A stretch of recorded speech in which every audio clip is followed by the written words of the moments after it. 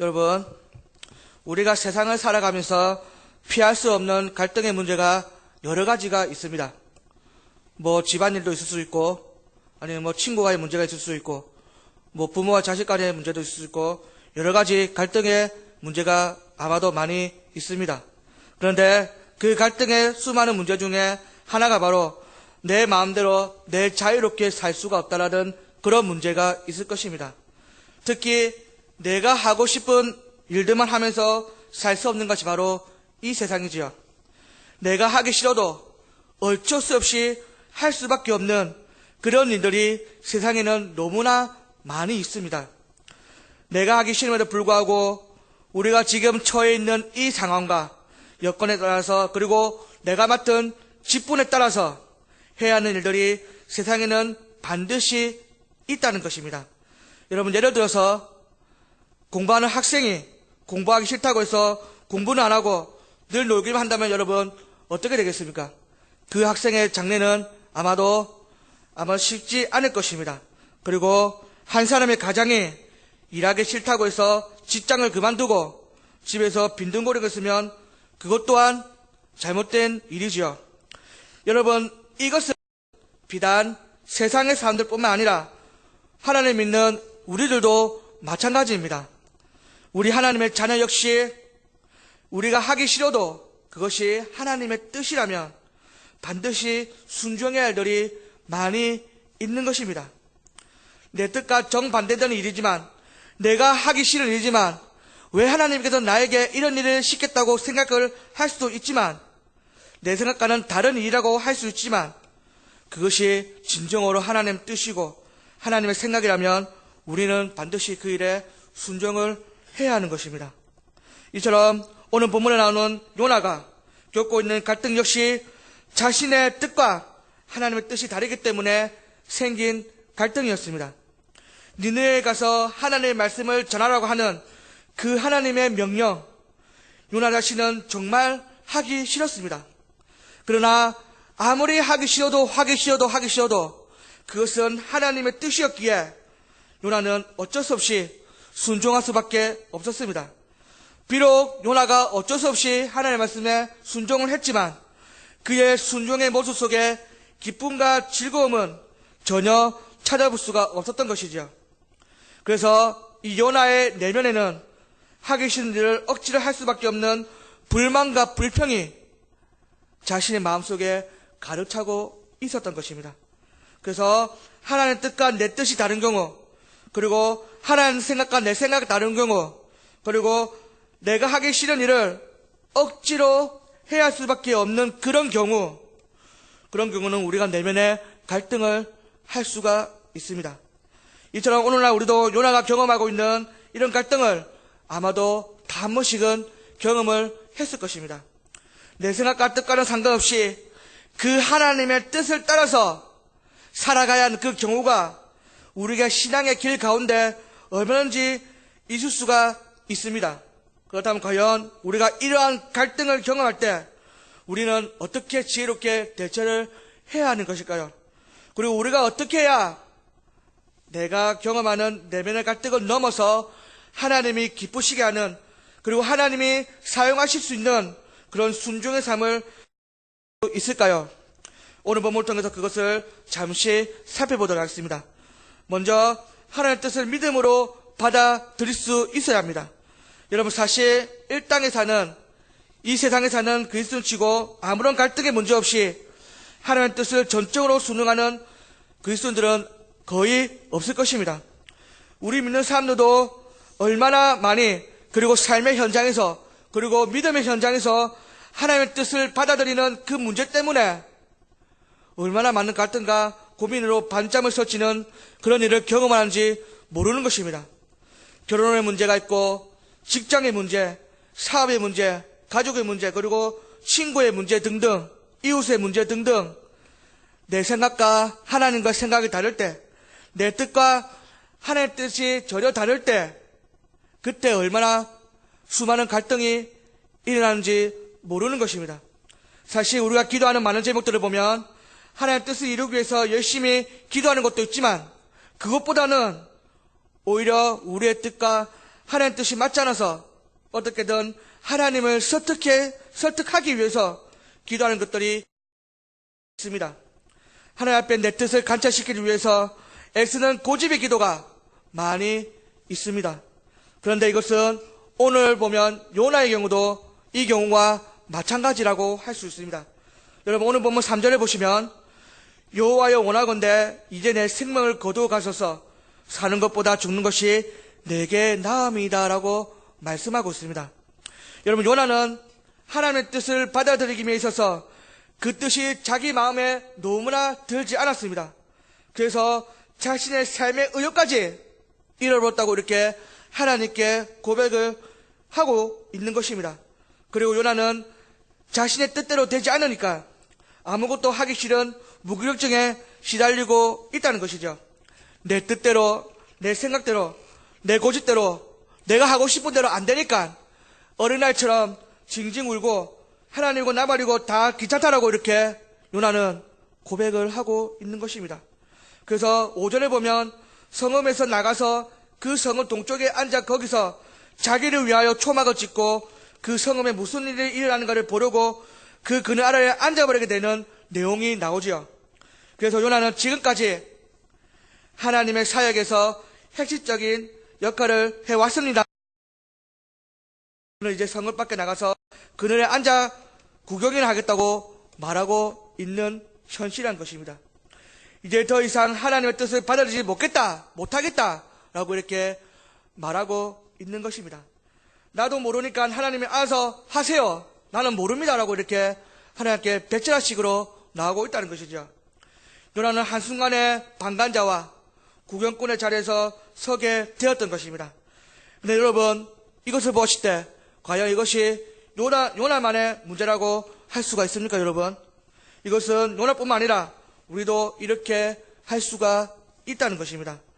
어느 날 갑자기 우리는 내 뜻과 하나님의 뜻이 다를 때 그리고 하나님의 뜻을 받지 못하고 삶을 비관하여 방관하는 자리에 서게 될 수가 있는 것이 사실입니다. 그런데 여러분 한번 생각해 보시기 바랍니다. 내가 내 고집대로 일을 하면 그 책임은 결국 누가 져야 하는 것입니까? 바로 우리 자신이 져야 한다는 것입니다. 그런데 반대로 하나님의 뜻대로 우리가 일을 한다면 하나님이 원하신 대로 우리가 일을 한다면 여러분 그 책임은 과연 누가 지겠습니까? 그것이 바로 하나님이 지시는 것입니다. 그래서 내가 내 고집대로 억지로 일을 처리하다가 잘못되어서 마음고생하는 것보다 비록 내 뜻대로 맞지 않지만 비록 하고 싶지 않지만 그래도 불구하고 하나님이 원하시는 그 뜻대로 일을 하고 마음 편하게 있는 것이 오히려 더 좋다고 할 수가 있다는 것입니다. 이때 비록 일이 잘못되고 이게 세상에 조금 실패라고 할 수 있다 할지라도 그 책임은 하나님께서 반드시 져 주시는 것입니다. 그래서 이처럼 내 뜻과 하나님 뜻이 비록 맞지 않다고 할지라도 나와 기대와는 비록 정반대일지라 할지라도 우리가 이 하나님 뜻을 믿음으로 받아들일 수 있어야 한다는 것입니다. 하나님이 나와의 생각을 다르게 나의 뜻과 정반대로 일을 이루어 주고 계시지만 이렇게 하는 것은 반드시 하나님의 의도가 있다고 할 수 있습니다. 우리는 그런 믿음을 가질 수 있어야 하는 것입니다. 참새 한 마리도 하나님이 허락하지 않으시면 절대로 떨어지지 않는다고 성경에 나와 있습니다.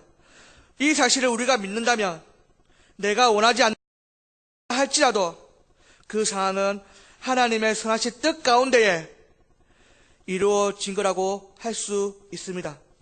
그런 믿음을 우리가 가지고 살아갈 때 우리가 이런 믿음을 가지면서 하나님의 뜻이 내 뜻이라고 생각하면서 순종하며 살아갈 수 있다는 것입니다.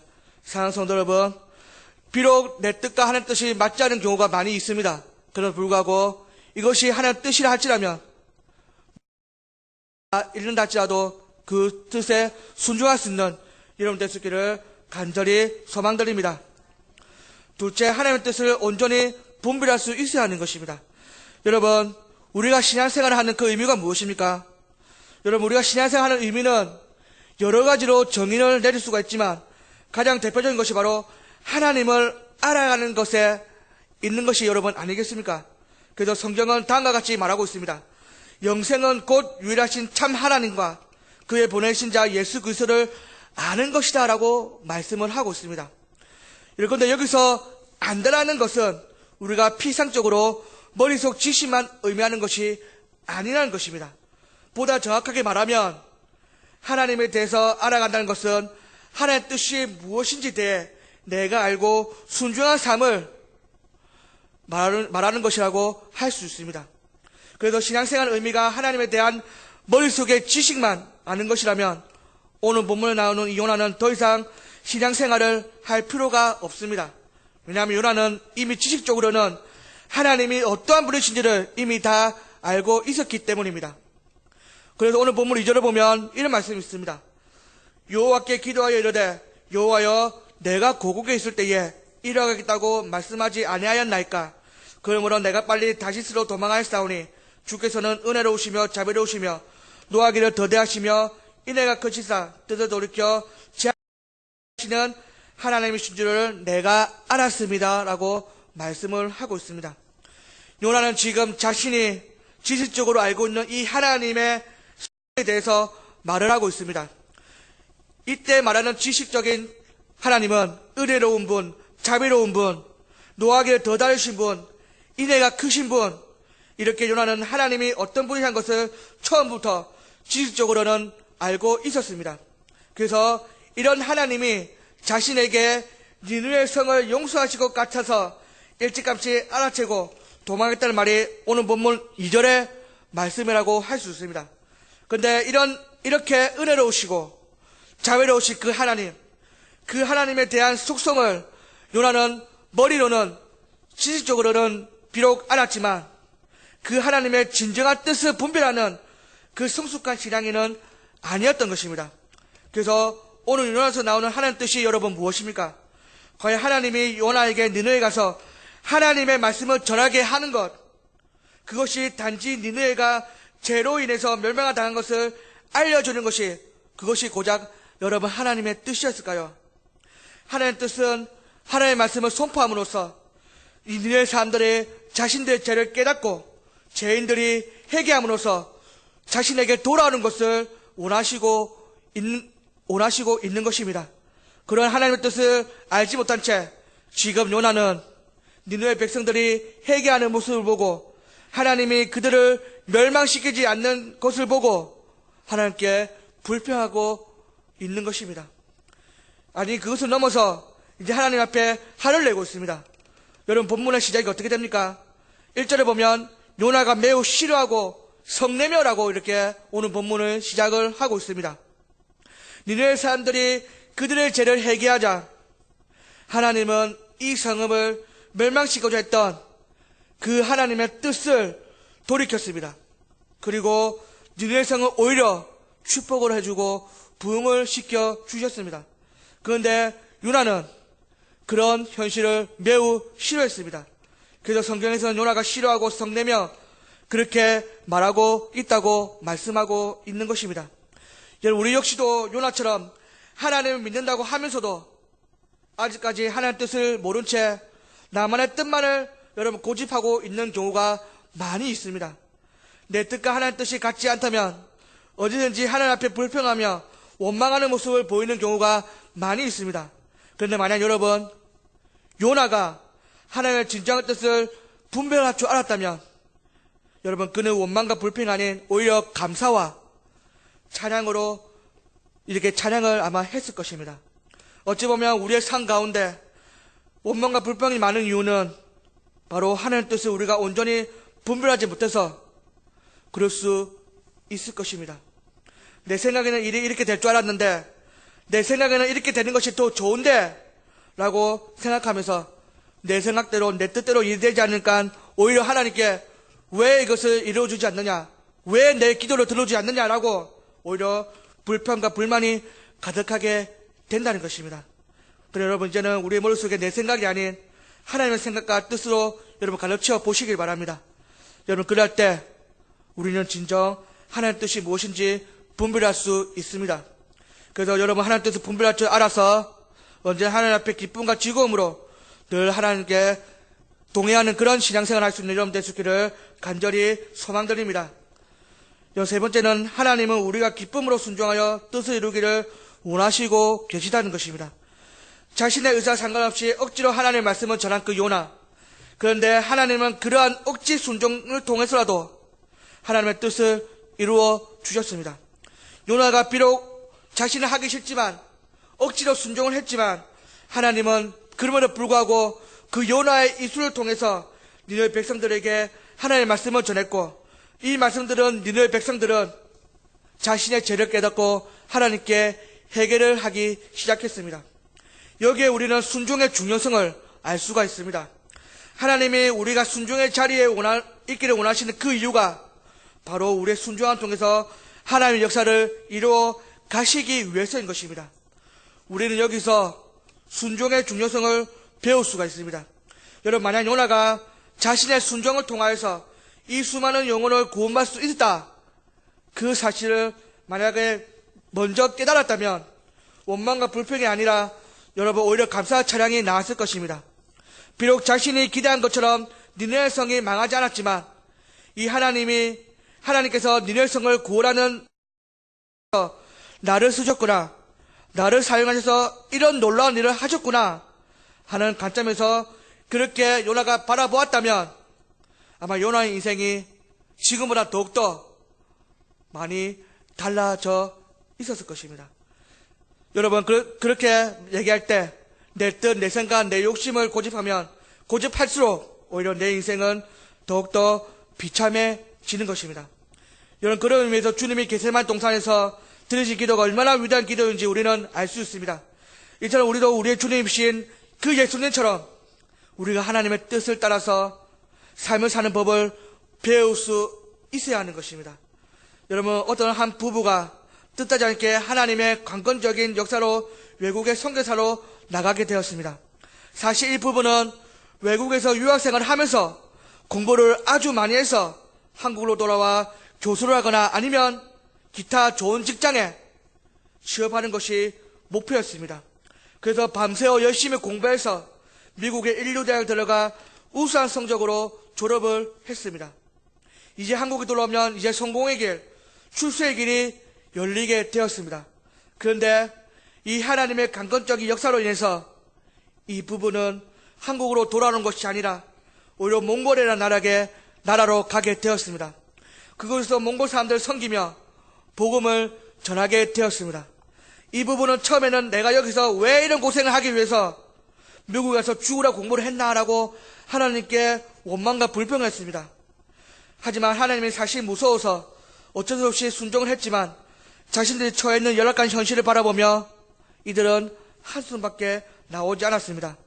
그러나 그렇게 살고 있던 중 이 선교사 부부는 자신들을 통해서 복음을 받아들이고 변화되는 이 몽골 사람들을 하나 둘 보게 되었고 그 가운데 하나님의 놀라운 뜻이 있다는 것을 깨닫게 되었습니다. 천하보다 귀한 영혼들, 그 영혼들이 자신을 통하여 하나님께 돌아온다는 사실을 깨닫자 이제는 원망보다는 감사 찬양이 나오게 되었습니다.